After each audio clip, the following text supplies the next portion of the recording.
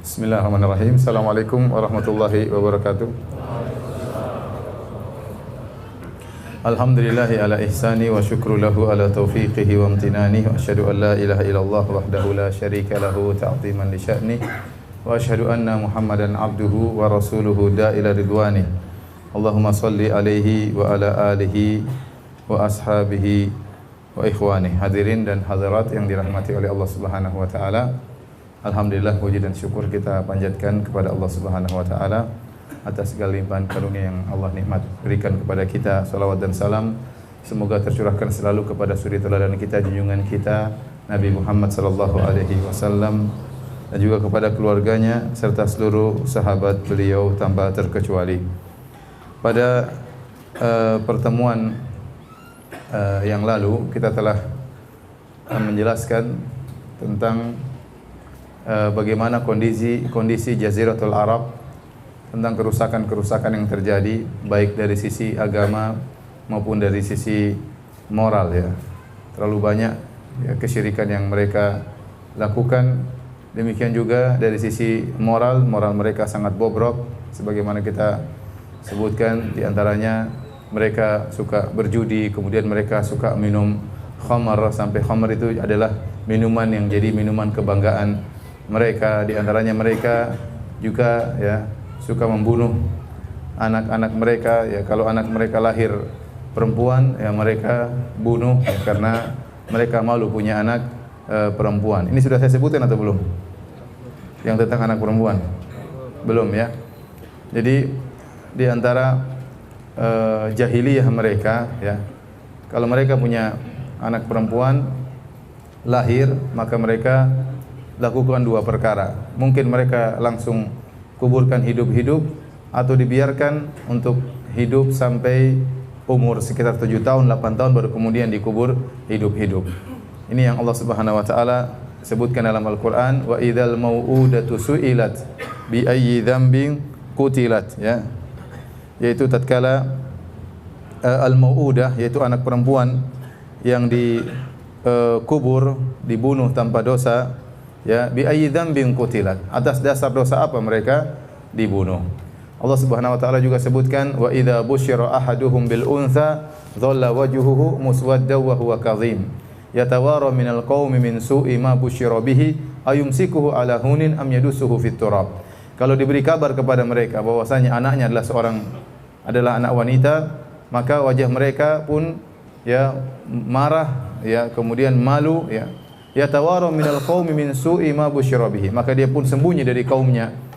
Begitu buruk kabar yang dia dengar, ternyata anaknya perempuan. Ayumsikuhu ala hunin am yadussuhu fit turab. Apakah anak ini dibiarkan hidup sampai umur 7-8 tahun baru kemudian dibunuh, ataukah sekarang langsung dibunuh? Cuma dua pilihan, dibunuh langsung atau ditunda, dikuburkan hidup-hidup setelah umur 7 atau 8 tahun.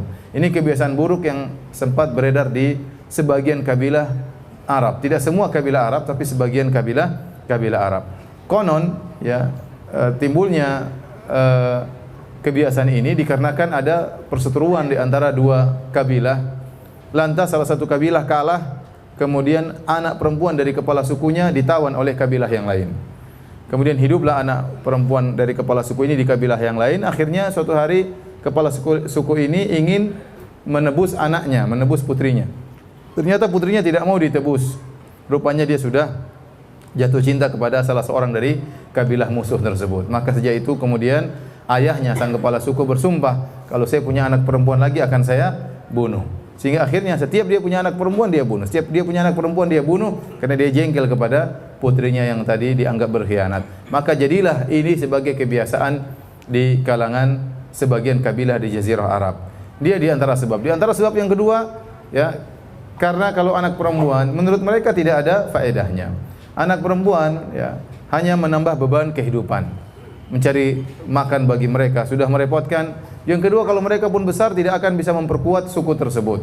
Karena dahulu orang-orang Arab, kabilah-kabilah mereka sering terjadi pertikaian, saling perang-perangan, sehingga mereka membutuhkan pasukan yang banyak atau anggota yang banyak. Nah, kalau ternyata anaknya perempuan lagi, maka ini hal yang sangat memalukan. Sehingga jika dikabarkan anaknya perempuan, dia malu ya, maka dua yang dia lakukan, dia kuburkan tatkala itu langsung, begitu lahir langsung dikuburkan.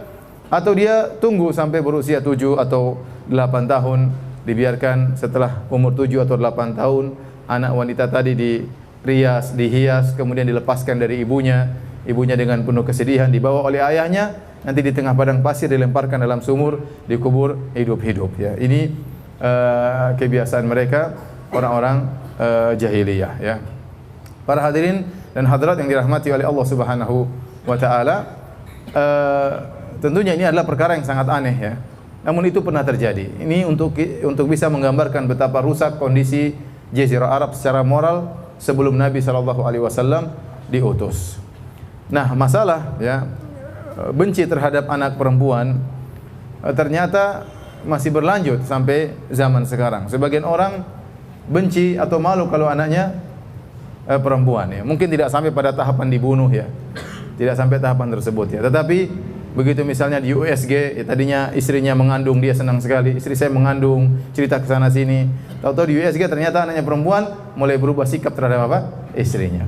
Mulai berubah sikap terhadap istrinya, mulai kurang disayang, mulai kurang dielus-elus lagi ya. Karena ketahuan dalam janin ternyata anaknya perempuan. Ini sebenarnya adalah tradisi jahiliyah. Tradisi jahiliyah yang masih berlanjut di sebagian kaum muslimin, benci terhadap anak perempuan ya. Islam melarang hal ini ya. Bagi Islam anak perempuan mulia sebagaimana anak lelaki juga mulia. Oleh karenanya kalau kita bahas tentang keutamaan anak perempuan tentu bahasanya akan lebih panjang lagi, tapi saya ingatkan ini di antara kebiasaan jahiliyah yang masih berlanjut sampai sekarang. Kalau tahu ada anak perempuan ya, maka dia benci kepada istrinya. Terkadang dia marah-marah kepada istrinya, apalagi anak pertama perempuan, anak kedua perempuan, anak ketiga perempuan lagi, anak keempat perempuan lagi, anak kelima perempuan lagi, dia poligami, anaknya lagi perempuan lagi. Jadi hal ini apa namanya? Tradisi jahiliyah ya. Jadi apa yang Allah berikan kepada kita, yahabu liman yasha'u inatsan wa yahabu liman yasha'u dzukur, aw yuzawwijuhum dzukranan wa inatsan wa yaj'alu man yasha'u aqima. Kata Allah memberi anugerah kepada sebagian orang anak-anak perempuan tok, kata Allah Subhanahu wa taala. Dan sebagian orang Allah beri anugerah hanya anak laki-laki saja.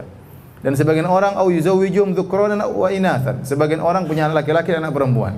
Dan sebagian orang Allah tidak berikan anak sama sekali, mandul ya. Jadi semuanya, apakah anak kita perempuan semua ini anugerah dari Allah, anak laki-laki anugerah dari Allah, ada yang dua-duanya laki-laki perempuan anugerah dari Allah Subhanahu wa taala. Jadi saya ulangi, mereka tidak suka anak perempuan dari dua sisi. Anak perempuan ini tidak bisa memperkuat mereka. Yang kedua hanya mempersulit kehidupan mereka. Laki-laki disuruh kerja ya, kemudian cari nafkah, membantu mereka, bisa digunakan untuk ikut serta dalam berperang. Anak perempuan repot sehingga mereka akhirnya membunuh anak perempuan. Bagi mereka anak perempuan adalah anak yang hina. Karenanya tradisi yang lain juga dari sisi benci terhadap anak perempuan, ada juga tradisi jahiliyah yang masih berlanjut sampai sekarang, yaitu tidak ingin punya anak karena takut tidak bisa kasih makan. Tidak ingin punya anak karena takut tidak bisa kasih makan. Kata Allah Subhanahu wa taala, "Wala taqtulu auladakum khasyata imlaq. Nahnu narzuquhum wa iyyakum." Janganlah kalian membunuh anak-anak kalian karena takut tidak bisa kasih rizki, takut miskin. Nahnu narzuquhum wa iyyakum. Kamilah yang memberi makan kepada anak-anak kalian dan juga kepada kalian. Jadi Allah menjelaskan dalam ayat ini, tidak boleh seorang kemudian membatasi anak, tidak mau melahirkan, tidak ingin punya anak karena takut miskin, takut tidak bisa rezeki kepada anak tersebut, takut anak tersebut mengambil jatah dia, maka ini adalah kebiasaan jahiliyah. Kebiasaan jahiliyah. Maka jika ada di antara kita yang kemudian tidak mau punya anak banyak, sebabnya karena takut tidak bisa kasih makan, itu adat jahiliyah, bentuk suudzon, berburuk sangka kepada Allah Subhanahu wa taala. Tapi beda misalnya dia ingin mengatur kelahiran atau menjarangkan kelahiran dengan sebab yang lain, bukan karena takut tidak bisa kasih makan, maka itu lain perkara. Tapi pembicaraan kita tentang orang yang tidak mau punya anak banyak karena takut tidak bisa kasih makan ya, maka itu adalah bentuk berburuk sangka kepada Allah Subhanahu wa taala, dan itulah adat jahiliyah ya. Dan kalau antum ke Eropa, ya antum akan lihat ya perbedaan antara orang Islam dengan orang-orang Eropa ya. Orang-orang Islam ya, misalnya saya pergi ke taruhlah ke Amsterdam atau ke Australia, ya orang-orang Indonesia, orang-orang Islam masya Allah anaknya banyak ya, mereka berjalan bawa anak 2, 3, 4 ya, kemudian dorong pakai kereta bayi, dalam mobil anaknya rame-rame. Beda dengan orang-orang non-muslim. Orang non-muslim ya, enggak ada anak yang dibawa ya. Yang dibawa anjing, yang dibawa apa? Anjing ya. Jadi hampir-hampir mereka, banyak di antara mereka tidak mau nikah. Banyak di antara mereka tidak mau nikah. Banyak di antara mereka sudah menikah tidak mau punya anak ya. Kenapa? Ada bentuk ya, anak itu merepotkan, kemudian nanti kalau sudah besar tidak tahu berterima kasih, durhaka dan macam-macam. Ya, adapun orang-orang Islam ya, banyak mereka punya anak, bahkan di negara-negara Eropa mereka punya anak, populasi mereka cepat sekali tumbuh dan berkembang. Karena mereka husnudzon kepada Allah Subhanahu wa taala, meskipun mereka tinggal di negara non muslim dan mereka minoritas, punya anak banyak enggak ada masalah. Toh rezeki tetap berjalan. Rezeki tetap berjalan. Makanya benar pepatah orang, banyak anak banyak rezeki. Banyak anak banyak rezeki itu benar, karena setiap anak sudah dijamin rezekinya oleh Allah Subhanahu wa taala. Saya bertanya kepada para hadirin Bapak-bapak sekalian. Coba kita bandingkan kondisi kita tatkala kita masih belum punya anak dengan setelah punya anak. Lebih banyak rezeki kita tatkala masih bujangan atau setelah punya anak? Terus coba bandingkan lagi. Waktu punya anak 2 dengan punya anak 5 ya. Rezekinya lebih banyak mana? Punya anak 2 atau punya anak 5? 5. Benar atau tidak? Benar. Maka benar kaidah tersebut, banyak anak banyak rizki. Allah yang berfirman, nahnu narzuquhum wa iyyakum. Kami yang beri rizki kepada mereka, yaitu anak-anak dan juga kepada kalian. Karena kita punya anak, Allah akan beri rizki melalui kita. Tentunya kita harus berusaha. Kita harus berusaha ya. Jadi banyak anak banyak rizki. Saya tidak bilang banyak istri banyak rizki ya, itu kaidah lain ya. Kaidah yang sedang saya bahas, banyak anak banyak rizki, dalilnya jelas dalam Al-Quran. Makanya kalau ada orang yang kemudian protes ya, istrinya punya anak perempuan kemudian dia marah-marah, kita bilang itu ada jahiliyah ya. Kemudian perempuan kenapa disalahkan? Kalau dia punya anak perempuan yang diomelin istrinya, punya sikap berubah terhadap istrinya. Istrinya tidak punya salah sama sekali. Dia hanyalah sawah atau ladang yang ditanam oleh sang suami, yang taruh bibit suami. Kemudian suami yang taruh bibit, suami yang nyiram, tahu-tahu keluarnya perempuan yang dimarahin ladang dan sawahnya. Ini salah ya. Bibitnya berarti yang bermasalah, bukan apa? Bukan ladang dan sawahnya. Ini terkadang sebagian laki tidak logis tatkala dia lihat anaknya perempuan, seakan-akan istrinya yang merupakan sumber kesalahan. Baik, hadirin dan hadirat yang dirahmati oleh Subhanahu wa taala, di antara kerusakan moral mereka, mudah sekali mereka terjadi peperangan, mudah sekali di antara mereka terjadi peperangan. Sampai ada suatu peperangan namanya Harbul Basus.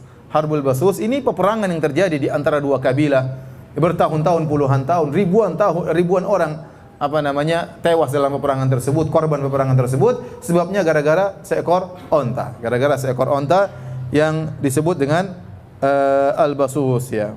Jadi onta tersebut ya kemudian dibunuh oleh salah seorang dari kabilah yang lain. Akhirnya pemilik onta, seorang wanita pun marah, lapor kepada kabilah satunya, kabilah dia, akhirnya terjadi peperangan, perang saudara puluhan tahun dan memakan korban ribuan orang gara-gara seekor onta ya.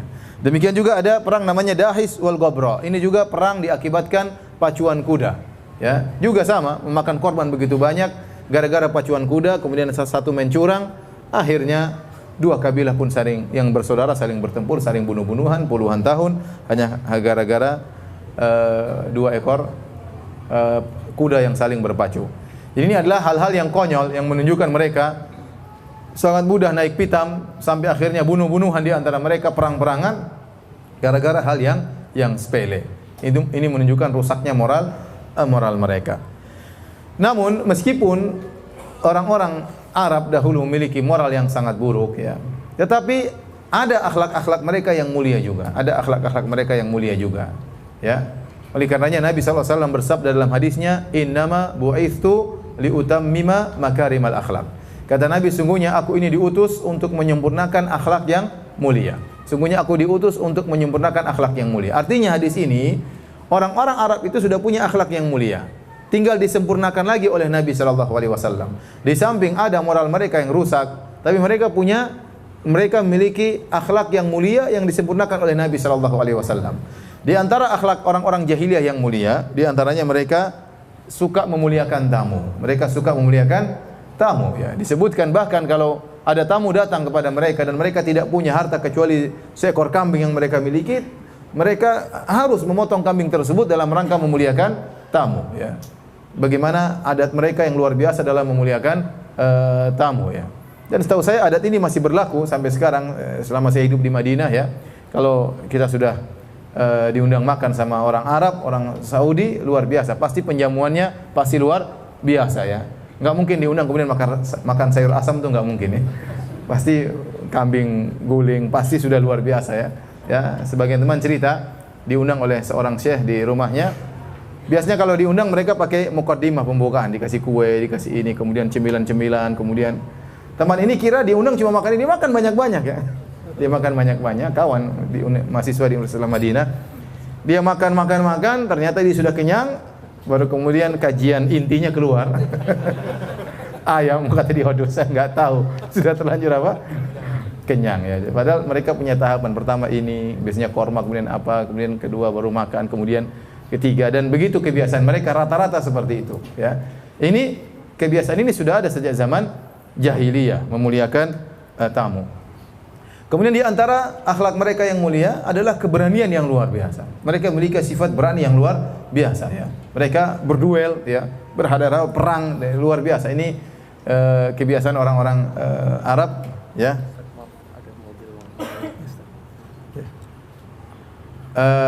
Mohon maaf, ada pengumuman pemilik mobil Honda Freed, ya, BWMQ harap dipindahkan menghalangi mobil mau keluar. Diulangi, pemilik mobil Honda Freed BWMQ harap dipindahkan menghalangi mobil yang mau keluar. Tolong diperhatikan, ya. Okay. Di antara sifat mereka yang mulia juga adalah setia kawan. Mereka sangat setia kawan. Makanya kalau kita baca tentang sejarah mereka tentang setia kawan, luar biasa, ya. Contoh, ada seorang kafir namanya Abul Bakhtari.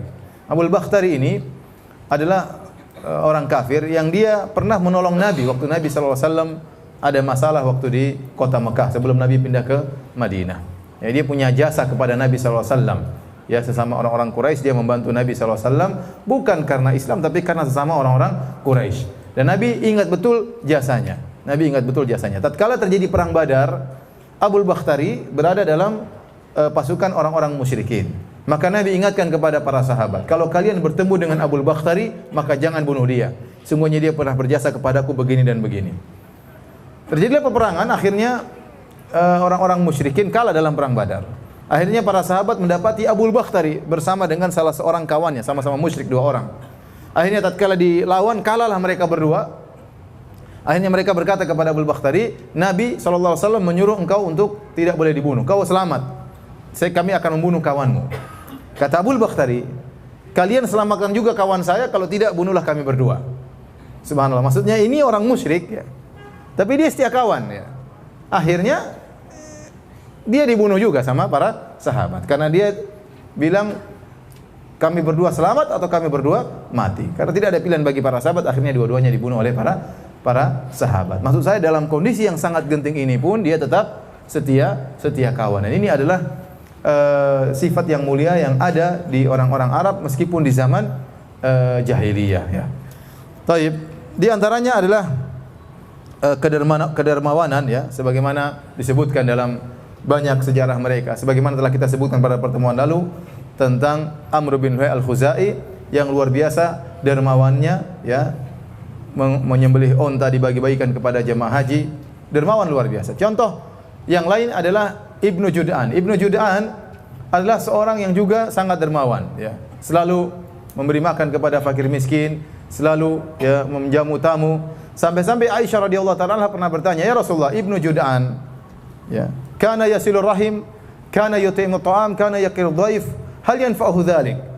Kata Aisyah, "Ya Rasulullah, Abdullah bin Jud'an waktu di zaman jahiliyah suka menjamu tamu, suka memberi makan kepada fakir miskin, suka menyambung silaturahmi. Apakah bermanfaat amal solehnya tersebut, wahai Rasulullah?" Kata Nabi SAW, lam yakul yauman qat rabbi ghufirli khati'ati yaumaddin. Seluruh perbuatannya tidak bermanfaat, kata Nabi, karena dia tidak bertauhid. Dia tidak pernah berkata dalam satu waktu pun, ya Rabbku ampunilah dosa-dosaku. Ya, jadi dia tidak percaya kepada hari kiamat. maka kebaikan dia tidak ada manfaatnya menurut Nabi sallallahu alaihi wasallam, ya. Kenapa? Karena dia meninggal dalam kondisi musyrik. Demikian juga ada seorang namanya Hatim At-Tai. Hatim At-Tai punya anak namanya Adi bin Hatim. Adi bin Hatim dulu Nasrani, kemudian dia masuk Islam. Dan ayahnya Hatim At-Tai terkenal orang yang sangat dermawan.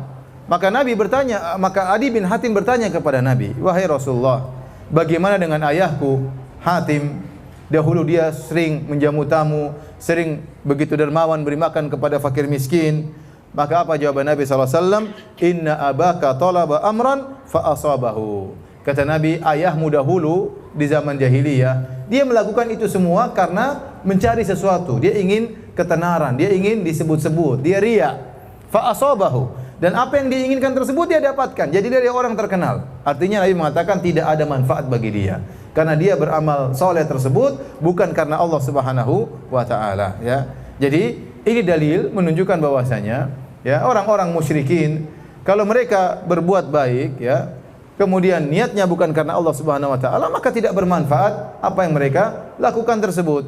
Mereka akan mendapatkan balasan di dunia. Ya, seperti tadi, Hatim atau ingin dapat pujian, ingin dapat sanjungan, maka Allah berikan. Tetapi di akhirat tidak mendapatkan apa-apa. Ya. Ada orang musyrik berbuat baik, kita bilang dia akan dapat balasannya di dunia. Ya, tetapi di akhirat dia tidak dapat apa-apa karena dia meninggal dalam kondisi, ya, berbuat syirik kepada Allah Subhanahu wa taala, ya. Baik, demikian kira-kira kondisi masyarakat di Jazirah Arab sebelum diutusnya Nabi Muhammad sallallahu alaihi wasallam. Demikian juga kondisi sebagian negara adidaya di luar Jazirah Arab. Yang jadi contoh adalah Persia dan Romawi. Karena dua negara inilah yang disebutkan oleh Allah Subhanahu wa taala dalam Al-Qur'an. Kata Allah, "Gulibatir Rum fi adnal ardi wa hum min ba'di ghalabihim sayaghlibun." Kata Allah, telah dikalahkan bangsa Romawi, yaitu dikalahkan oleh Persia di negeri yang terdekat, dan mereka sesudah dikalahkan itu akan mengalahkan Persia kembali. Jadi Allah memberi isyarat tentang Romawi dan Persia sampai ada surat namanya surat Ar-Rum, yaitu surat negeri Romawi, ya. Ar-Rum maksudnya negeri Romawi, ya. Dua negeri ini adalah dua negeri adidaya yang berada di sekitar Jazirah Arab, ya. Dan juga dalam kondisi sangat rusak tatkala itu. Moral mereka sangat rusak. Oleh karenanya Allah Subhanahu wa taala berfirman, "Kitabun anzalnahu ilaika litukhrijan nasa minadh-dhulumati ilan nuri bi'izni rabbihim ila siratil azizil hamid." Kata Allah Subhanahu wa taala, kitab yang kami turunkan kepada engkau yaitu Al-Qur'an agar engkau mengeluarkan manusia minadh-dhulumat, dari kegelapan-kegelapan yang bertubi-tubi, yang bertumpuk-tumpuk, ilan nur, menuju jalan yang terang benderang. Jadi manusia tatkala itu benar-benar berada dalam kegelapan, dalam kerusakan. Adapun Romawi, ya. Romawi, maka para ulama menjelaskan Romawi adalah negara yang sangat besar tatkala itu, ya, sampai luasnya mencapai 3/4 benua Eropa, dan mereka menganut agama Nasrani, ya. Dan secara garis besar Romawi tatkala itu menjadi dua, terbagi menjadi dua. Pertama Romawi Barat, ibu kotanya adalah Roma, dan penduduknya mayoritasnya beragama Nasrani Katolik. Kemudian Romawi Timur, ibu kotanya adalah Konstantinopel, ya, dan penduduknya kebanyakan beragama Nasrani Ortodoks. Dan waktu diutusnya Nabi SAW sebagai seorang nabi, Romawi Barat sudah tumbang, tinggal Romawi Timur. Tinggal Romawi Timur yang dipimpin oleh Heraklius, ya. Adapun Romawi Barat sudah tumbang. Dan kedua Romawi ini yang terpecah menjadi dua ini sering bersengketa. Mereka saling bersaudara, agamanya sama tapi saling perang-perangan di antara mereka, ya. Dan kerusakan moral sangat luar biasa, ya. Waktu di zaman mereka terjadi korupsi yang luar biasa, kemudian kezaliman yang luar biasa, kemudian pernikahan sangat mahal tatkala itu sehingga mereka lebih senang berzina daripada menikah karena beratnya urusan pernikahan. Kemudian di antara buruknya moral mereka, mereka sering, ya, melakukan perbudakan, dan budak-budak yang mereka miliki terkadang diadu dengan hewan. Mereka punya arena, semacam arena, kemudian mereka kumpul di arena tersebut, kemudian mereka nonton, misalnya budak berkelahi dengan budak, ya. Kemudian budak disuruh lawan hewan, berkelahi melawan singa, melawan macan, dan ini mereka nonton dengan penuh kesenangan. Ini menunjukkan moral yang sangat buruk dari orang-orang Romawi. Ya, demikian juga orang-orang Persia. Orang-orang Persia juga moral sangat buruk. Saking buruknya moral orang-orang Persia sehingga pernikahan maharim, pernikahan sesama saudara menjadi hal yang biasa di kalangan mereka. Seorang kakak menikah dengan adiknya, anak menikah dengan ibunya, anak menikah dengan tantenya, bapak menikah dengan putrinya sendiri. Ini hal yang biasa dilakukan oleh orang-orang Persia, dan ini menunjukkan akhlak mereka yang di puncak keburukan, ya. Karena masalah menikah sesama saudara, semua orang akan menolak hal tersebut, baik beragama maupun tidak beragama. Tapi tatkala mereka sampai pada tingkat yang sangat buruk ini, terjadi pernikahan sesama saudara, ini menunjukkan moral mereka yang sangat bobrok. Kenapa? Mereka menyembah api. Karena mereka menyembah api, tidak ada aturan dalam diri mereka. Adapun Nasara masih ada aturannya, ya, atau agama lain terkadang masih ada kitab sucinya, masih ada aturannya. Adapun para penyembah api, ya, orang-orang Majusi, tidak ada aturan bagi mereka, sehingga akhirnya kebobrokan mereka sampai pada tingkatan ini. Dan ini benar-benar dipraktekkan oleh raja mereka, ya, sampai disebutkan Yazdajir II menikah dengan putrinya, dia menikah dengan putrinya sendiri. Kemudian akhirnya terjadi masalah, mungkin permasalahan rumah tangga. Kemudian terjadi KDRT, akhirnya putrinya dibunuh, ya. Dibunuh oleh bapaknya sendiri setelah dia menikahi putrinya. Rusak luar biasa, ya. Kemudian mereka juga secara akidah rusak. Mereka meyakini bahwasanya raja mereka keturunan Tuhan, ada darah ketuhanan, ya. Sehingga atau darah dewa mereka. Sehingga kalau mereka bertemu dengan sang raja, ya, harus dari jarak yang jauh. Tidak boleh udara yang keluar dari mulut mereka sampai kepada sang raja. Seakan-akan udara yang keluar dari mulut mereka adalah najis, tidak boleh menyentuh sang raja. Harus ada jaraknya, tidak boleh dekat-dekatan. Ini keyakinan mereka berlebih-lebihan kepada raja-raja mereka. Ini menggambarkan bagaimana rusaknya kondisi alam semesta sebelum Nabi diutus. Karenanya dalam Sahih Muslim, Nabi SAW bersabda, Inna Allaha nazara ila ahlil ardi. Sungguhnya Allah melihat kepada penghuni bumi. Famaqatahum arabahum wa ajamahum. Maka Allah murka kepada mereka semua, baik orang Arab maupun selain Arab. Illa baqaya min ahlil kitab. Kecuali tinggal segelintir ahlul kitab yang masih berada di atas tauhid.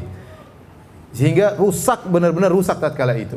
Jadi Allah mengutus Nabi SAW di puncak-puncaknya kerusakan, di puncak-puncaknya kesyirikan, di puncak-puncak rusaknya moral. Baru kemudian Allah utus Nabi SAW sebagai orang yang mengeluarkan manusia dari zulumat ila nur, dari kerusakan, dari kehitaman, dari kegelapan yang bertumbuk-tumbuk menuju cahaya yang terang benderang. Hanya sedikit yang masih berada di atas kebenaran.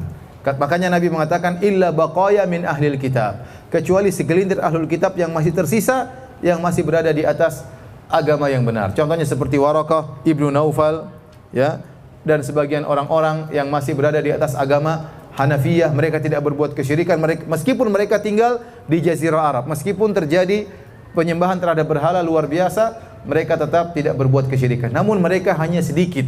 Nabi mengatakan baqaya, tersisa dari ahlul kitab yang masih mentauhidkan Allah Subhanahu wa taala, adapun yang lain berada dalam kesyirikan. Taib hadirin dan hadirat yang dirahmati oleh Allah Subhanahu wa taala. Kita lanjutkan pembahasan kita. Belum lahirnya Nabi, insyaallah Nabi lahir minggu depan, ya. Sekarang belum, ya. Pertemuan berikutnya insyaallah baru kita bahas tentang lahirnya Rasulullah sallallahu alaihi wasallam. Sebelum lahirnya Nabi Muhammad sallallahu alaihi wasallam, ada peristiwa yang sangat besar pula yang dikenal dengan peristiwa kisah tentara bergajah yang Allah sebutkan dalam Al-Qur'an dalam surat Al-Fil. Dalam surat Al-Fil. Kata Allah Subhanahu wa taala, "Alam tara kaifa fa'ala rabbuka bi ashabil fil?" Tidakkah engkau memperhatikan apa yang telah diperbuat oleh Rabbmu kepada pasukan bergajah? Alam yaj'al kaidahum fi tadlil. Bukankah Allah telah menjadikan makar mereka yang ingin menghancurkan Ka'bah sia-sia, gagal. Wa arsala alaihim tayran ababil. Lantas Allah mengirim kepada mereka burung yang berkelompok-kelompok. Tarmihim bihijaratin min sijil. Masing-masing burung tersebut membawa sebuah kerikil batu yang panas yang kemudian dilemparkan kepada mereka. Faja'alahum ka'asfim ma'kul. Maka jadilah pasukan tentara bergajah tersebut jadi seperti daun-daun yang dimakan oleh ulat, ya. Daun kalau sudah dimakan oleh ulat kan jadi hancur, lebur karena digigitin oleh ulat. Taib. Bagaimana kisah ini dan apa hubungannya dengan lahirnya Nabi sallallahu alaihi wasallam? Kisah ini, ya, sebabnya sebagaimana dijelaskan oleh Al-Imam Ibnu Katsir dalam tafsir surat Al-Fil. Antum bisa merujuk kepada kitab tafsir Ibnu Katsir dalam tafsir surat Al-Fil. Jadi ada seorang namanya Abraha. Abraha ini tinggal di Yaman, di Son'a. Dan dia ini dari Abraha, dari pengikut Najasyi ya. Dari Habasyah. Abraha ini bukan orang Arab, tapi dia orang berkulit hitam dari Habasyah, Ethiopia, dan dia adalah anak buahnya Najasyi. Najasyi adalah nama raja di negeri Habasyah. Dan Raja Najasyi atau negeri Habasyah beragama Nasara. Sehingga walak mereka, loyalitas mereka kepada orang-orang Romawi, orang-orang Nasara. Sehingga Habasyah beragama Nasara. Nah, Abraha adalah utusan dari Najasyi yang menguasai kota Yaman di Son'a. Anak buahnya yang ditugaskan untuk mengurus Son'a. Nah, Abraha ini ingin cari muka kepada Najasyi atau ingin cari muka kepada Heraklius yang beragama Nasrani.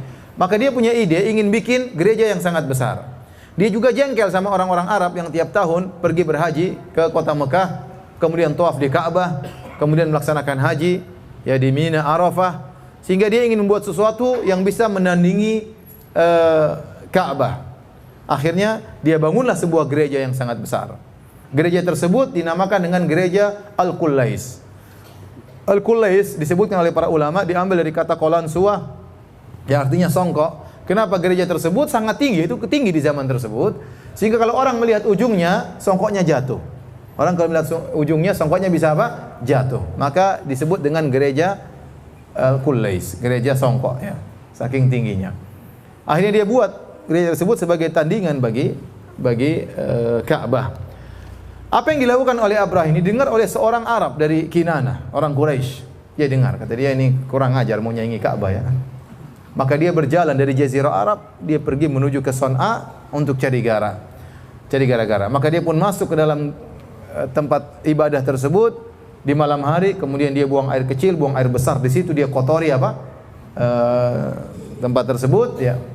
Setelah itu dia pergi, kemudian di pagi hari Abraha mendapati gereja atau tempat ibadah yang dia bangga-banggakan tersebut ternyata telah didapati kotoran di situ, ternyata kotoran Arab di situ. Orang Quraisy. Maka dia jengkel. Dan mungkin dia punya intel sehingga ketahuanlah ternyata yang beol di situ ternyata orang Quraisy, datang dari jauh-jauh cuma mau beol di situ ya. Akhirnya dia jengkel, maka dia pun membawa pasukan yang banyak untuk menyerang Ka'bah. Dan di antara pasukannya dia bawa, ada yang mengatakan dia bawa 12 ekor gajah, ada yang mengatakan dia bawa 8 ekor gajah. Dan orang-orang Arab, Jazirah Arab tidak pernah melihat gajah sebelumnya. Jadi pasukan yang menakutkan, ada makhluk besar seperti itu, ya, kalau injak orang bisa langsung tewas, ya. Kemudian menyerang mereka.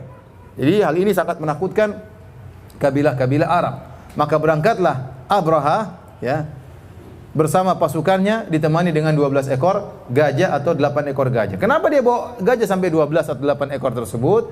Dibawa rantai, maksud dari Abraha, nanti 12 ekor gajah tadi membuat rantai di Ka'bah kemudian dicungkil. Jadi bukan dilepasin satu-satu batunya, tidak.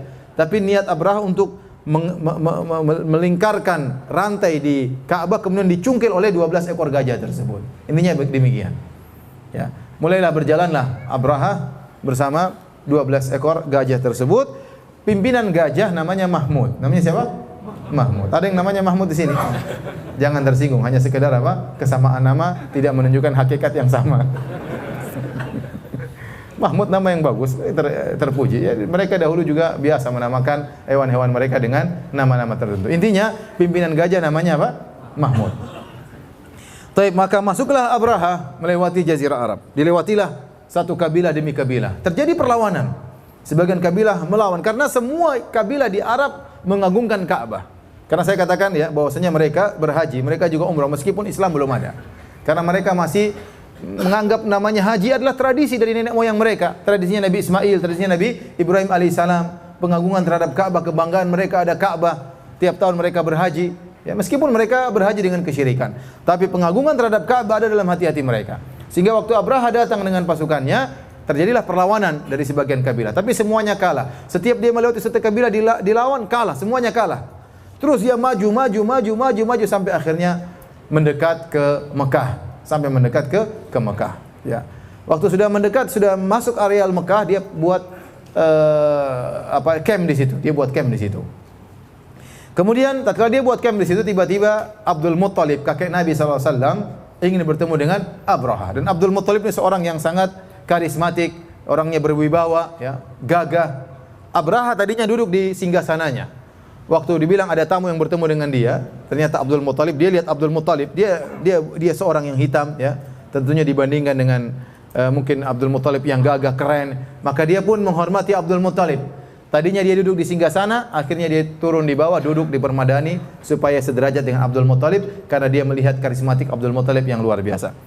Sehingga dipersilakan untuk berbicara. Ternyata waktu berbicara dengan Abdul Muttalib bilang kepada Abraha, "Wahai Abraha, engkau telah mengambil 200 ekor ontaku. Kembalikan 200 ekor ontaku." Abraha kaget, kata Abraha, "Tadi waktu sebelum kita berbicara, saya lihat engkau adalah seorang yang hebat, ya, engkau berkarismatik. Saya pikir kau datang untuk membela Ka'bahmu. Ternyata kau ngurus ontamu, ya. Ka'bah tidak kau urus." Maka Abdul Muttalib mengatakan, "Inni ana rabbul ibil. Wa inna lil baiti rabban sayamna'uhu." Saya adalah pemilik onta. Kembalikan onta saya. Ka'bah sudah ada pemiliknya sendiri. Itu urusan pemiliknya. Ya. Akhirnya Abraha mengembalikan onta-onta Abdul Muttalib, dan Abdul Muttalib mengingatkan, sungguhnya walil Ka'bah rabbun yahmiha. Sungguh Ka'bah itu memiliki pemilik yang akan menjaga Ka'bah. Maka Abraha dengan sombongnya berkata, "Makana liyamtani aminni." Dia tidak bisa mencegahku. Pemilik Ka'bah itu tidak akan bisa mencegahku. Maka Abraha melanjutkan perjalanannya membawa pasukan bergajah. Apa kata Abdul Muttalib waktu mendengar Abraha mengatakan dia tidak bisa mencegahku? Kata Abdul Muttalib, "Anta wadak, itu urusanmu, itu urusanmu." Kemudian Abdul Muttalib segera balik pulang ke Ka'bah, kemudian berdoa kepada Allah Subhanahu wa taala. Maka Abraha melanjutkan perjalanannya. Dan dia sempat berkata, ya, dia berkata dengan kesombongan, dia berkata, "Ukhbirtu bihadzal baiti alladzi la yadkhulu ahadun illa amin, faji'tu ukhifu ahlahu." Saya dengar tentang Ka'bah ini, tentang Mekah, katanya kalau ada orang masuk di Mekah pasti aman, tidak ada yang berani ganggu. Penduduknya merasa tentram di kota Mekah. Saya datang untuk memberi ketakutan kepada penduduk kota Mekah. Jadi dia sombong dan angkuh. Ya. Kemudian akhirnya dia bawa gajahnya, ya. Tatkala mendekati Ka'bah sudah semakin dekat, tiba-tiba gajah-gajah yang dia bangga-banggakan tersebut berhenti, tidak mau jalan. Mahmud tidak mau jalan, ya. Dan gajah-gajah lain juga tidak mau jalan. Maka Abraha bingung, ya, ini kenapa tidak mau jalan? Kalau dibelokkan ke kiri jalan, dibelokkan ke kanan jalan. Kalau suruh mundur lebih cepat lagi jalannya. Suruh maju menuju Ka'bah tidak mau. Bisik-bisikin pawangnya datang tidak mau. Mahmud tidak mau gerak. Kalau Mahmud tidak mau gerak, yang lain juga tidak mau gerak. Akhirnya mereka kebingungan. Tatkala mereka sedang gelisah tersebut, tiba-tiba datang sekelompok burung-burung yang membawa kerikil atau batu yang melemparkan batu tersebut kepada mereka. Kata Ikrimah, beliau berkata, "Annaha kanat tayran khudran kharajat minal bahri laha ru'usun ka ru'usis siba." Burung-burung tersebut berwarna hijau, keluar dari laut, ya mungkin dari Jeddah, dari mana, ya. Kemudian lehernya seperti binatang buas. Setiap burung tersebut membawa kerikil yang panas, kemudian dilemparkan kepada pasukan Abraha. Toiran ababil, ababil maksudnya berkelompok-kelompok. Bukan nama burungnya burung ababil, ya, jangan salah. Ya, ini burung apa? Burung ababil, bukan. Ababil maksudnya berkelompok-kelompok. Kemudian burung-burung tersebut melemparkan kerikil tersebut mengenai pasukan Abraha. Ada di antara mereka yang langsung tewas tatkala itu, ya. Dan di antara mereka ada yang tidak langsung tewas, tapi begitu terkena batu tersebut, mereka ditimpa dengan penyakit gatal yang luar biasa, sehingga mereka menggaruk-garuk tubuh mereka sampai lepas kulit-kulit mereka. Dalam riwayat disebutkan, "Fama baqiya minhum ahadun illa akhadhatul hakkah atau hikka fakana la yahku ahadun minhum jildahu illa tasaqat lahmuhu." Tidak seorang pun yang terkena dengan lemparan batu tersebut kecuali ditimpa dengan gatal yang luar biasa, sehingga kalau mereka menggaruk tubuh mereka pasti lepas daging dan lepas kulit mereka. Sebagian mereka tewas seketika, adapun Abraha tidak langsung tewas. Maka dia menderita rasa gatal, kemudian dibawa lari menuju ke kampungnya, kembali ke Son'a. Terus dia berjalan dibawa ke sana, dan tatkala dalam perjalanan tubuhnya preteli, ya. Preteli bahasa Jawa, ya. Preteli kalau bahasa Jawa kan? terlepas sedikit demi sedikit. Jarinya lepas, jarinya lepas, jarinya lepas, tangannya lepas, kupingnya lepas, hidungnya lepas, lepas sampai akhirnya tiba di Son'a, jantungnya keluar tewas agar mereka lihat inilah orang yang hendak merusak Ka'bah ya. Dari sini tatkala terjadi peristiwa tentara dihancurkannya pasukan tentara bergajah ini mengangkat wibawa kaum Quraisy, mengangkat wibawa kaum Quraisy. Kenapa? Ternyata mereka tidak punya andil dalam melawan Abraha dan pasukannya, tapi mereka dimenangkan oleh Allah Subhanahu wa taala. Dan Allah punya hikmah di balik ini, kata para ulama. Ini salah satu tanda-tanda lahirnya Nabi sallallahu alaihi wasallam. Karena Allah mengangkat suku Quraisy tatkala itu. Karena dalam suku Quraisy ada siapa? Ada Muhammad sallallahu alaihi wasallam. Jadi dia diangkat suku Quraisy bukan karena Quraisynya, tetapi karena di situ akan lahir seorang anak namanya Muhammad sallallahu alaihi wasallam. Sehingga tatkala itu orang-orang kabilah-kabilah Arab seluruhnya semakin mengagungkan orang-orang Quraisy. Kata mereka, lihat Allah Subhanahu wa taala membela mereka tanpa ada perlawanan sama sekali dari mereka untuk melawan tentaranya Abraha. Hadirin dan hadirat yang dirahmati oleh Allah Subhanahu wa taala, inilah kisah ya menjelang lahirnya Nabi sallallahu alaihi wasallam, karena Nabi lahir di tahun gajah. Karena peristiwa ini begitu besar sampai dijadikan penanggalan oleh orang-orang Arab, disebut dengan tahun gajah, Amul Fil, yaitu tahun di mana pasukan bergajah dibinasakan oleh Allah Subhanahu wa taala, sehingga dijadikan tanggal pelanggaran, sehingga tanggal tertentu. Sehingga kalau ada orang lahir disebutkan dalam sejarah, oh, orang ini lahir 2 tahun sebelum tahun gajah. Oh, orang ini lahir 5 tahun setelah tahun gajah. Jadi peristiwa ini benar-benar terjadi. Kenapa saya sebutkan hal ini? Karena sebagian dari agama-agama lain berusaha untuk mengingkari kisah ini. Jawabannya, kisah ini benar-benar terjadi. Dalam Al-Quran disebutkan, bahkan dalam puisi-puisi orang-orang jahiliyah mereka sebutkan tentang kisah ini. Bahkan dijadikan sebagai tahun penanggalan. Sehingga seorang kalau lahir dikatakan 2 tahun setelah peristiwa bergajah, atau 3 tahun setelah peristiwa bergajah, atau lahir tatkala peristiwa tentara bergajah dihancurkan oleh Allah Subhanahu wa taala. Ini menunjukkan kejadian ini pernah ada. Tatkala mereka dilempar oleh kerikil, kata Allah, faja'alahum ka'asfim ma'kul. Jadilah mereka seperti daun yang dimakan oleh ulat. Tadi yang disebut tubuh mereka terputuskan, terlepas sedikit demi sedikit.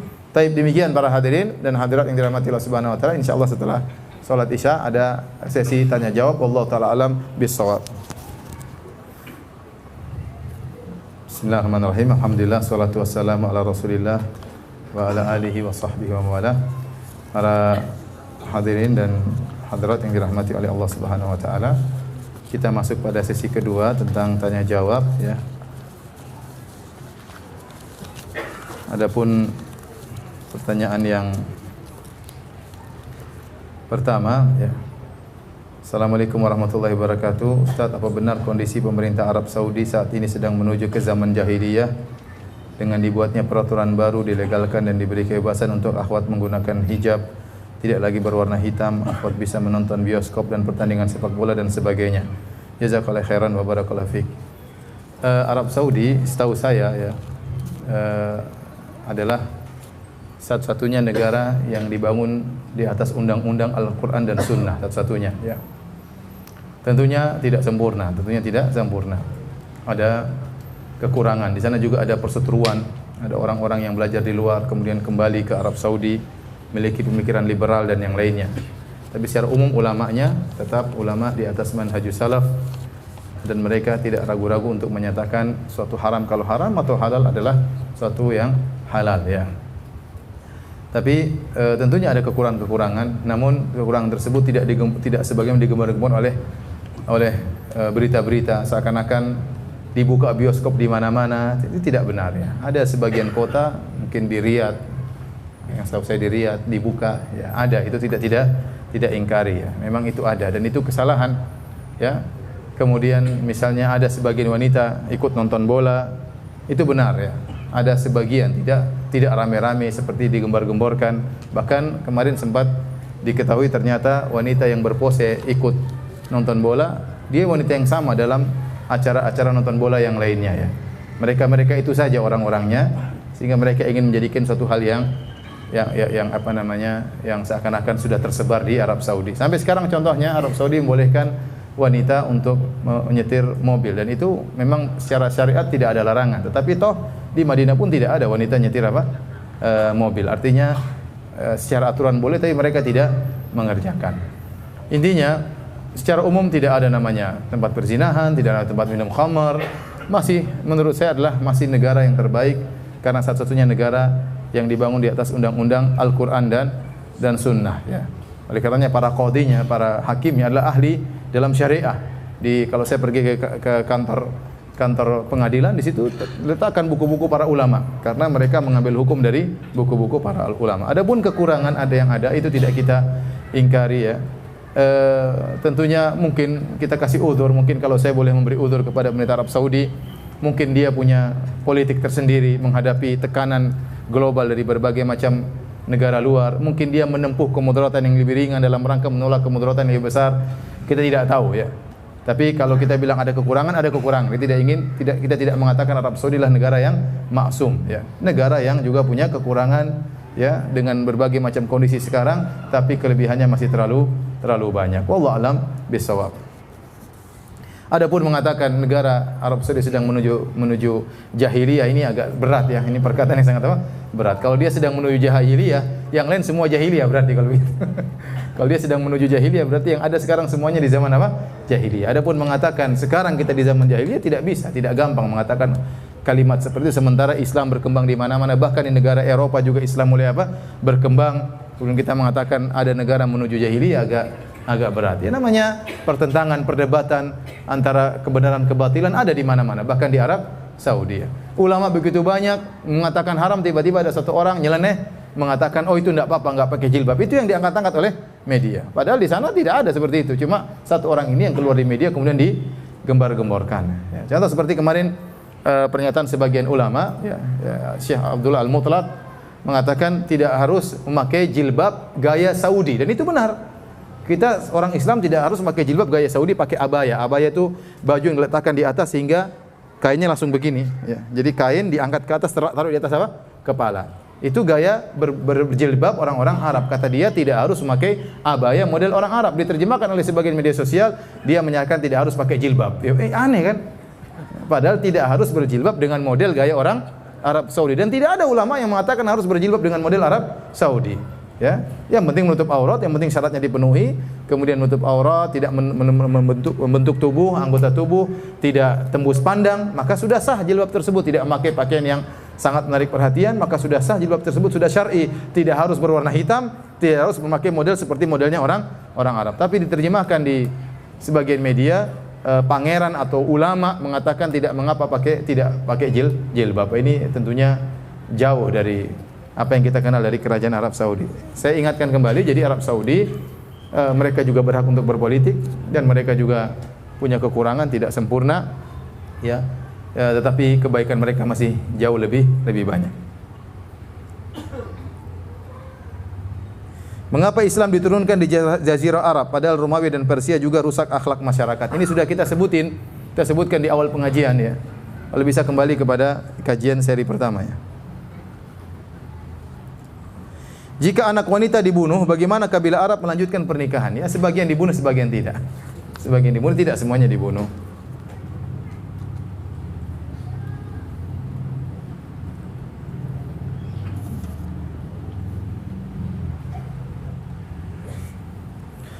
Apakah adat di Indonesia yang mana dalam pernikahan mematok mahar dan resepsi yang besar dan bermewah-mewahan termasuk kerusakan moral, dan mohon nasihatnya?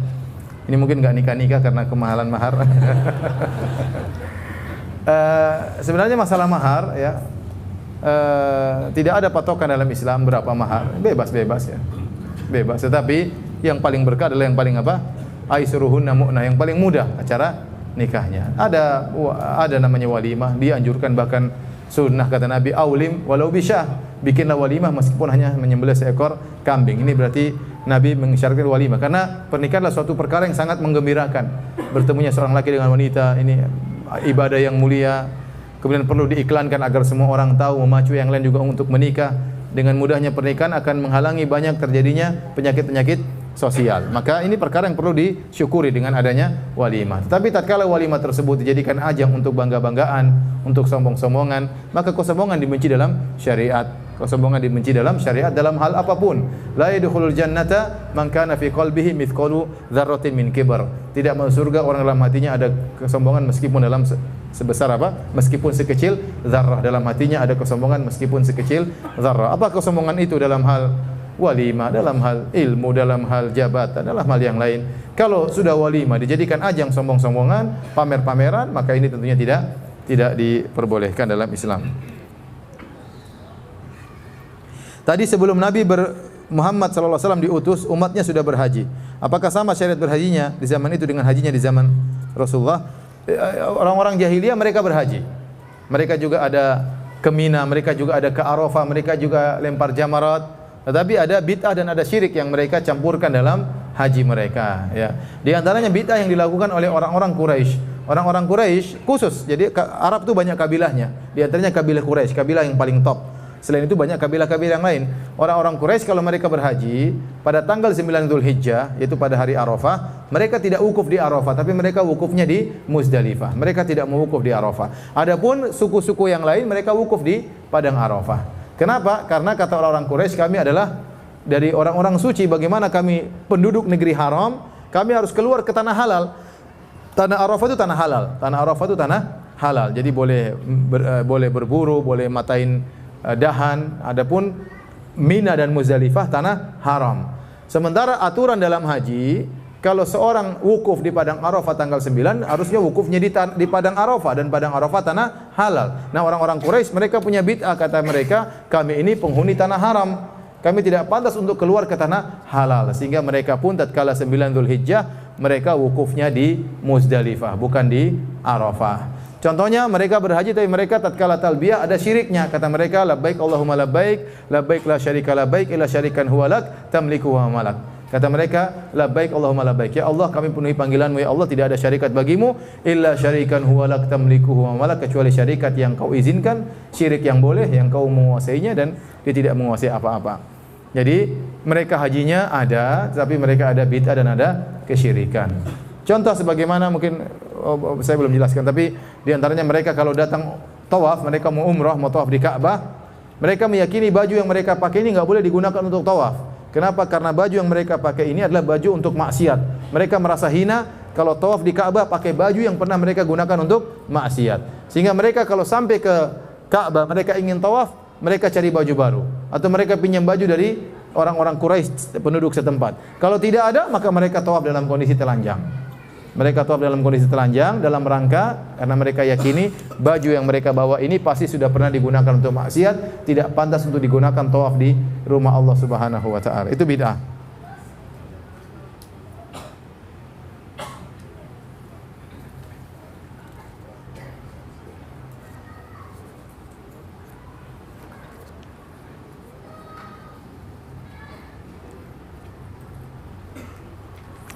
Ana pernah merantau ke luar negeri selama 2 tahun dan selama 2 Ramadan ana tidak pernah berpuasa karena pekerjaan ana terlalu berat sehingga ana tidak mampu untuk berpuasa. Apakah ana harus mengqadhanya atau membayar denda, dan apakah kepergian ana termasuk musafir?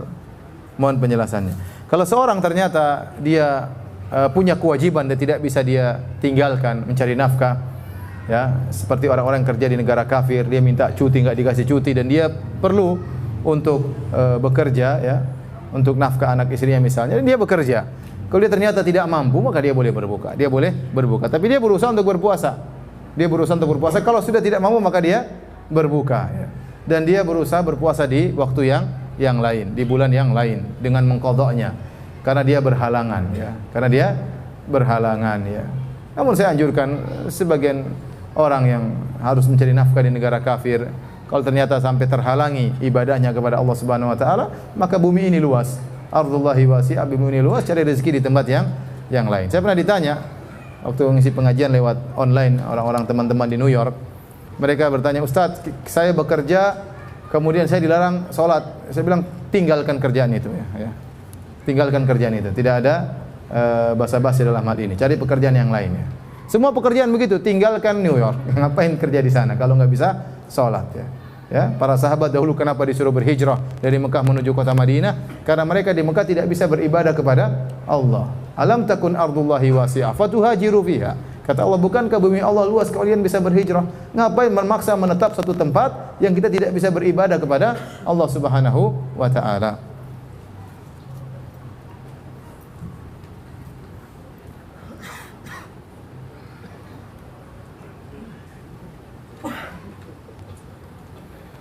Manhaj salaf dalam berdakwah adalah mendahulukan tauhid. Bagaimana hukumnya datang ke kajian sirah namun belum maksimal dalam kajian tauhid?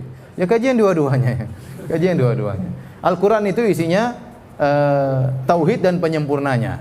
Penyempurna tauhid sebagaimana dijelaskan oleh Ibnu Qayyim banyak. Hukum-hukum juga itu penyempurna tauhid. Bagaimana Anda mentauhidkan Allah kalau Anda tidak mengerti hukum-hukum? Ya, hukum ini, hukum Anda harus belajar juga supaya Anda bisa beribadah kepada Allah dengan benar. Bukan ke tauhid beribadah kepada Allah, tapi tidak pernah belajar fikih terus gimana? Ya. Ya, Al-Quran itu harus dibaca semuanya, bukan cuma ayat-ayat yang menyuruh untuk tauhid tok, paham? Al-Quran seluruhnya isinya tauhid. Jangan dipahami secara terlalu sempit. Bahwasanya namanya ngaji tauhid harus tauhid tok. Tidak ya. Tauhid penting, tapi banyak hal yang harus juga kita pelajari. Pelajari adab, pelajari hukum, pelajari fikih, pelajari sirah ya. Semua sebagaimana manhaj salaf, mereka tidak ngajarin tauhid tok, paham? Mereka ngajari juga yang lainnya.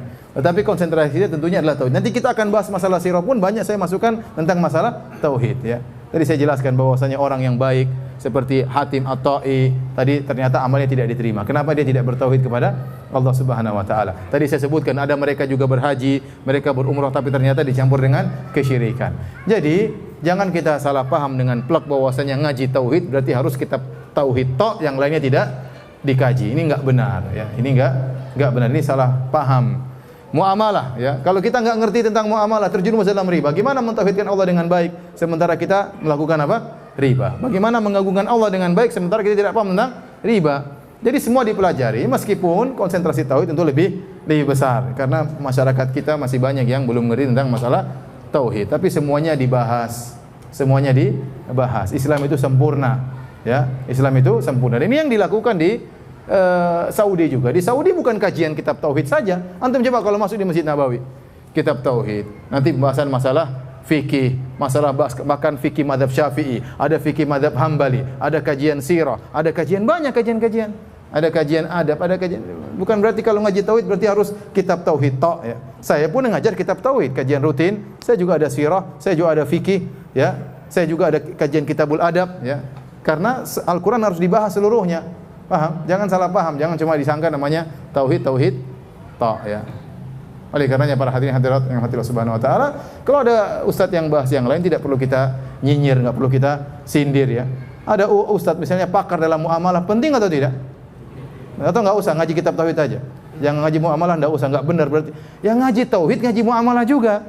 Yang salah kalau ngaji muamalah tok tidak pernah ngaji tauhid, ya itu salah. Ya. Ustaz itu enggak pernah bahas tauhid ya, ustaz itu sudah mencukupkan ustaz yang lain bahas tauhid. Kalau semua ustaz bahas tauhid, kemudian siapa yang bahas muamalah? Siapa yang bahas masalah adab? Siapa yang bahas masalah fikih, menikah, fikih cerai? Siapa yang bahas? Yang antum saja enggak ngerti masalah fikih cerai. Cerai istri enggak ngerti, ternyata sudah talak 3, enggak paham. Ya. Siapa yang bahas fikih poligami? Akhirnya poligami ngawur ya. Siapa yang bahas? Ngaji tauhid terus gimana bahas fikih poligami? Paham? Jadi semuanya dibahas ya. Riyadhus Shalihin perlu dibahas enggak? Perlu. Al-Quran perlu dibahas nggak? Ya, Al-Quran tuh ayatnya banyak tentang hukum, tentang fikih, tentang akhirat, tentang hari kiamat, macam-macam. Jadi Ibnu Qayyim rahimahullah mengatakan Al-Quran Islam seluruhnya tauhid. Ada tauhid secara langsung to the point tauhid, ada penyempurna tauhid. Di antara penyempurna tauhid masalah hukum-hukum harus dimengerti karena ini adalah penyempurna tauhid. Terus menjelaskan tentang penghuni surga, menjelaskan tentang penghuni neraka jahanam. Ini semua berkaitan dengan tauhid.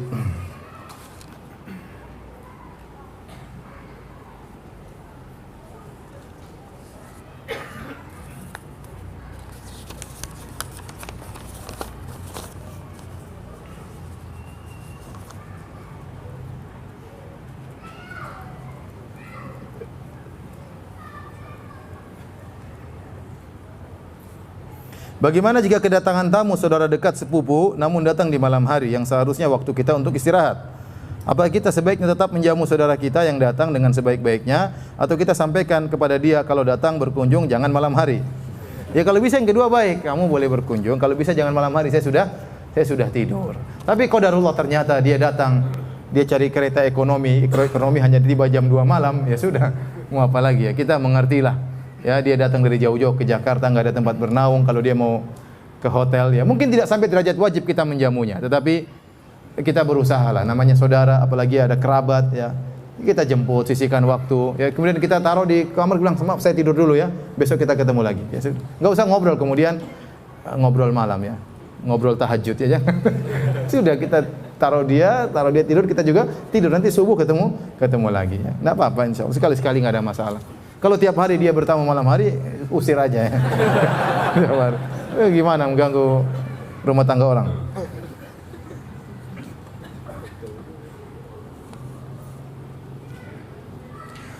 Tadi disebutkan bahwasanya sebagian orang-orang Quraisy berdoa tatkala mereka bersandar di Ka'bah. Disebut dalam sebagian riwayat mereka demikian, mereka berka'bah kemudian mereka berdoa. Apakah mereka berarti bertauhid? Tidak ya. Mereka jangankan mereka berdoa, mereka berhaji atau tidak?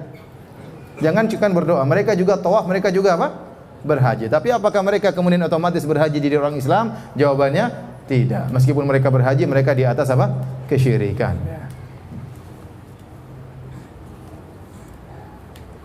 Apa yang biasa dilakukan Nabi saat remaja? Nabi aja belum lahir, mas bahas remajanya. Sebentar. Masih ke depan nanti kita belajar ya.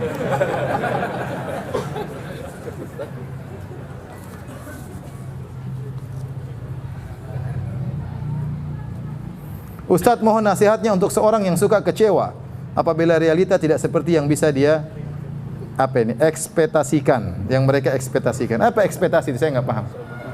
Apa? Apa? Oh, harapkan. Ya ikhwan, di dunia ini ya ada hal-hal yang sesuai dengan keinginan kita dan banyak yang tidak sesuai dengan apa? Keinginan kita. Contoh, bukankah setiap kita, mohon maaf, ingin punya istri yang seperti Siti Khadijah, iya atau tidak? Iya atau tidak? Tapi apakah istri kita seperti Siti Khadijah? Enggak, ternyata terkadang Siti Khadijah, terkadang Siti ini, terkadang Siti Wulandari. Tidak semua sesuai dengan harapan kita. Bukankah semua wanita ingin suaminya seperti Nabi Muhammad SAW? Tidak semuanya seperti Nabi. Terkadang seperti Nabi, terkadang Abu Jahal, terkadang keras kepala, terkadang baik, ya begitu. Jadi tidak ada yang sempurna. Sempurna cuma di akhirat. Ya. Makanya Allah alam di antara hikmah kenapa tidak ada yang sempurna di dunia, agar kita senantiasa merindukan apa? Akhirat. Agar kita tahu bahwasanya nikmat yang sempurna hanyalah di surga. Di dunia enggak ada yang sempurna. Teman aja tidak ada yang sempurna. Teman kita sangat baik tapi terkadang dia mengecewakan kita. Ya, kita alami. Ya, terkadang saat kita lagi butuh-butuhnya dia tidak hadir atau dia minta uzur untuk tidak menolong kita. Padahal di saat-saat kita membutuhkan dia. Tapi bukan berarti teman tersebut akhirnya kita tinggalkan, kita musuhin, enggak. Kita tidak ada yang sempurna. Kita lihat selama yang mendominasi adalah kebaikan, maka tetap kita berteman dengan dia. Kalau kita selalu berharap apa yang kita inginkan tercapai, enggak akan mungkin. Maka saya nasihatkan kepada sang penanya ya, atau orang yang sedih selalu ternyata mendapati perkara yang tidak sesuai dengan harapan dia, bersabar. Demikianlah kehidupan dunia ini ya. Jangankan Anda yang mungkin orang biasa, raja saja ya. Saya tanya sama antum, apakah Raja Salman hafizahullah selalu mencapai apa yang dia harapkan? Belum tentu. Presiden, apakah presiden selalu tercapai yang dia harapkan? Belum tentu. Bisa jadi lebih pusing daripada kita ya. Oleh karenanya, tidak semua yang kita harapkan selalu pasti terwujudkan ya. Dan kalau kita sudah berusaha, terlebih kita sudah istikharah, sudah musyawarah, sudah berusaha, ternyata Allah mentakdirkan sesuatu, yakinlah itu yang terbaik. Yakinlah itu yang terbaik.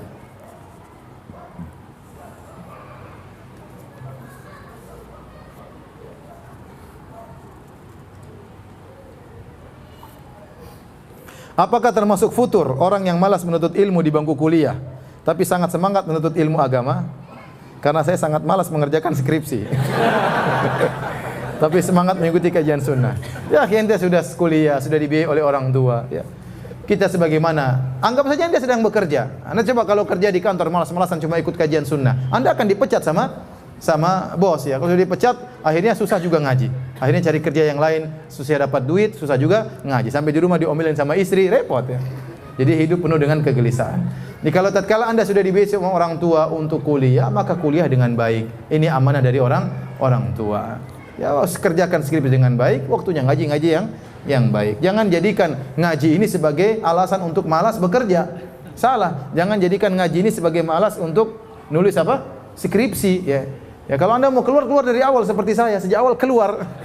Saya pindah banting setir, kuliah agama, nggak ada masalah. Yang penting saya masih kuliah ya. Tapi kalau kuliah nggak beres, ngaji juga nggak beres, repot ya. Ustadz juga nggak jadi, pedagang juga nggak jadi.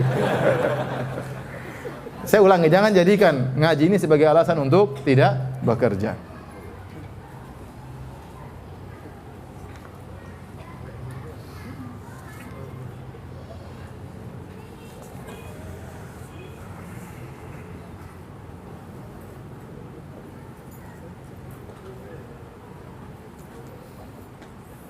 Dalil zulumat ilan nur, dari kegelapan menuju cahaya.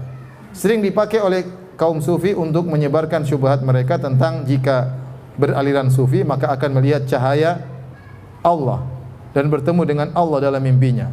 Yang nantinya mereka sambungkan dengan arti syahadat, aku bersaksi, artinya wajib melihat. Apakah bagaimana membantah syubhat tersebut? Ya, tidak ada ya yang memahami dari kalangan para ulama namanya aku bersaksi itu harus apa? Harus melihat. Yang dipersaksikan bukan melihat Allah. Aku bersaksi tiada Tuhan yang disembah kecuali apa? Allah. Jangan dipotong-potong ya. Paham? Saya bersaksi bahwasanya Allah itu ada misalnya. Saya bersaksi akan hal itu. Jadi yang disaksikan bukan melihat Allah, tapi yang disaksikan Allah sebagai apa? Tuhan. Paham? Coba syahadah la ilaha illallah artinya apa sih? Asyhadu an la ilaha illallah. Aku bersaksi bahwasanya tidak ada yang berhak disembah kecuali apa? Allah. Bukan aku bersaksi melihat. Ini sufi tidak tahu bahasa Arab, paham? Bersaksi itu bukan artinya apa? Melihat. Kalau bahasa Indonesia menyaksikan, iya benar. Jadi dia mau nafsirkan la ilaha illallah bahasa Arab dengan bahasa apa? Indonesia. Ini ngawur. Seperti inilah kejahilan. Gara-gara kejahilan akhirnya timbul yang seperti ini. Ya.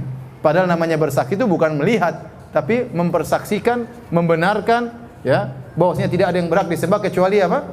Allah ya.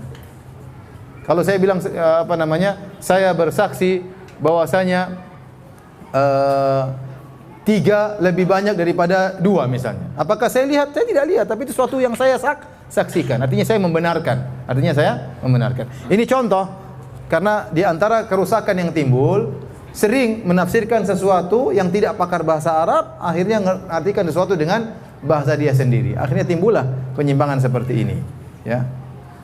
Kalau ternyata bersaksi artinya harus melihat, semua orang banyak yang kafir kalau begitu. Antum pernah lihat Allah enggak? Berarti syahadah ente enggak beres. Ya. Berarti belum benar. Berarti banyak orang kafir, bahaya seperti ini. Ini pemahaman yang sesat.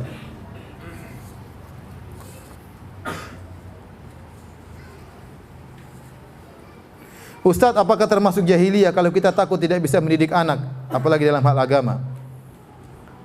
Seorang berusaha mendidik anaknya, apalagi di zaman sekarang, dengan sebaik-baiknya. Dia didik di rumah, diajarkan yang baik-baik, dia contohkan yang baik-baik. Masalah hidayah di tangan Allah Subhanahu wa ta'ala. Seorang kalau sudah berusaha, dia punya hujah di hadapan Allah, ya Allah saya sudah berusaha. Dan usaha kita mendidik anak, apakah anak kita menjadi baik atau tidak, usaha kita tetap berpahala. Adapun dia baik atau tidak urusan Allah Subhanahu wa ta'ala. Nabi Nuh alaihissalam berusaha mendidik anaknya 1000 tahun atau 950 tahun, ternyata anaknya tetap aja kafir. Tapi apakah Nabi Nuh alaihissalam dicela oleh Allah Subhanahu wa ta'ala? Jawabannya tidak. Tetap saja dipuji oleh Allah Subhanahu wa ta'ala. Yang penting kita berusaha. Demikian para hadirin hadirat kajian kita pada kesempatan kali ini. Insyaallah kita lanjutkan pada kesempatan yang lain. Kita buka kafaratul majelis. Subhanakallah bihamdik asyhadu an la ilaha illa anta astaghfiruka wa atubu ilaik. Assalamualaikum warahmatullahi wabarakatuh.